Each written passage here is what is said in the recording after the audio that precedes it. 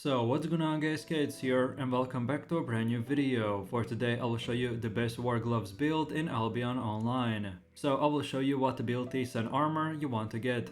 Then I will explain every single skill and what is the best skill rotation that you want to use for both PvP and PvE. And then lastly I will show you the best gameplay so you would be able to get the best results and highest damage possible and much more. So no matter how much silver you have, or how high or low your weapon levels are, you can easily use this build and follow the step-by-step guide. So, if this sounds interesting to you, then let's get right into it.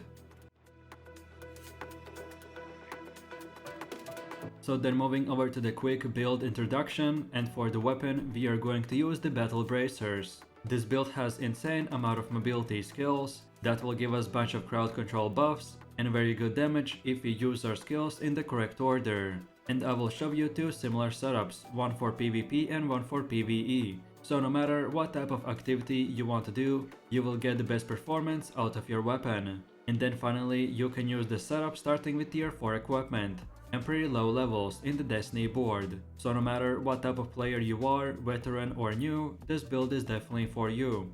So then moving over to the build, and for the weapon we are going to go with the battle bracers. So for your Q you pick the second option, then for your W you pick the first option, and then lastly for your passive you go with the hard catch, which is the fourth option. Then for the helmet you want to get the mage cowl and pick the third ability and first passive. Then for chest armor, go with the assassin's jacket and pick the third ability and first passive. Then for boots, go with the cleric sandals and choose the second ability and second passive. Then for your cape, you pick the undead cape, and then lastly for your consumables, you want to go with the poison potions and dead water eels too. But then for alternatives, specifically for fame farming and any type of mob farming, if we want to go with the full damage build, then we want to switch our assassin's jacket with the stalker's jacket and pick the third ability and first passive. The best thing about the switch is that both are leather armor, so you can get the same stats and buffs, but only you will use invisibility for PvP and then the electric field for mob farming.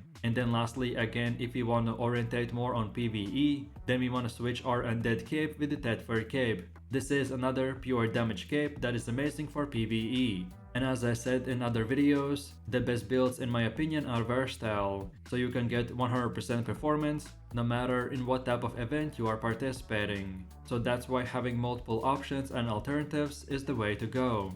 Okay, so now let's go over to the gameplay, where I will show you the best way to play this build. So for the first Q spell we have the Dragon Leap, and this ability is a 2-in-1 skill. So we will dash towards the enemy and kick all enemies in 2.5 meter range. And if at least one of our kicks land on the enemy, then we will get our other half of the skill, which this time we will leap towards the enemy position, and we will do damage more than the first time, and plus all enemies will be thrown in the air for 0.5 seconds, so we will be able to interrupt enemy casting spells. Overall, the skill is simple but great, and it will do damage in AoE, so we can use it for both PvE and PvP. Then for the next skill we have the W, which this ability will dash towards the enemy, repeatedly kicking and dealing damage even up to 3 times. If you land a kick on the enemy, then he will be pulled alongside with you, so especially if you are trying to catch a player or save your teammate, then this is a great utility skill. Then our E skill is called the Falcon Smash,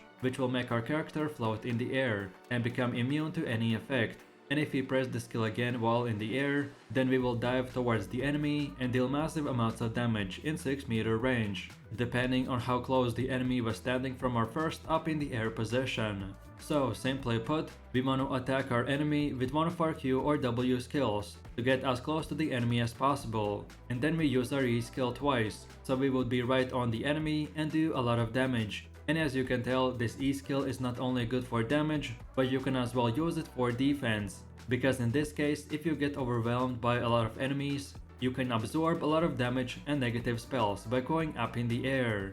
Then our R skill is called the Ambush, which is a simple invisibility spell that makes us invisible for few seconds. And when we come out of the invis, then we can do 40% more damage if we stayed invisible for at least 5 seconds. Then our next skill is the D spell, which is called the Fire Breath. This is a simple damage ability that will set the enemies on fire and deal magic damage over 3 seconds in AoE range. And then finally we have the F skill, which is a basic movement speed increase ability. that will give us 80% speed boost and restore our energy for 5 seconds. And then of course we still have our cape and consumables.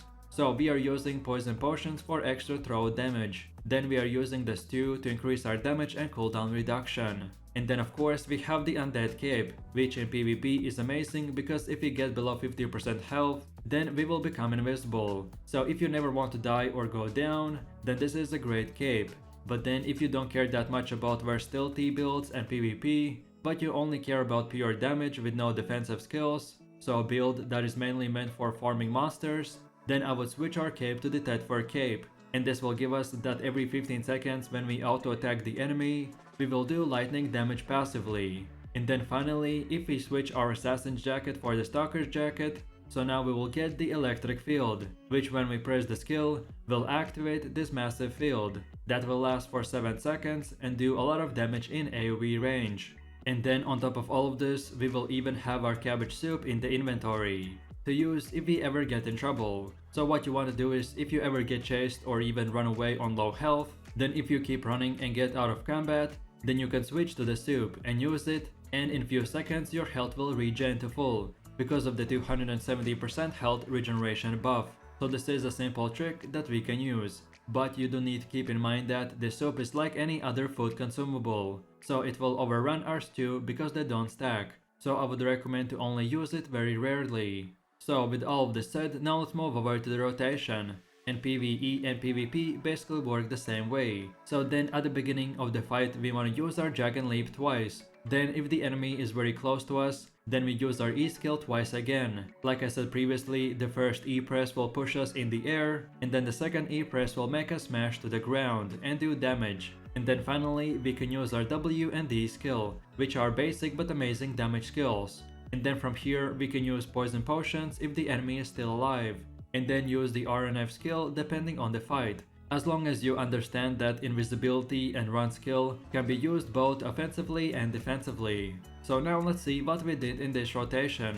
But first, while using the Q skill twice, we will dash towards the enemy twice and do damage. This skill of course will do a bunch of damage, but it's mainly meant to get close to the enemy. So then we can use our E skill twice, which will do even more damage. And as I said, we want the enemy as close as possible, so our E skill can do as much damage as possible. And then finally from here we can use our auto attacks W and D skills, which will burn and kick the enemy for even more damage. One of the best things I love about this build is that yes, I gave you the best and most optimal skill rotation, but as there aren't any real stacks, so if you want to, you can use any of your skills in whatever order you want, as long as you always are close to the enemy to take the advantage of the close proximity damage buff and the movement buffs we get from our Q and W, then everything else is up to you, and that's about it. So with that said, I really do appreciate everyone for watching guys, and I hope you enjoyed it. If you have any suggestions, feedback or other good Albion online builds that you would like to see in the next video, then feel free to leave your comments in the comment section down below. And while you're doing that, please click like, subscribe and enable that notification bell,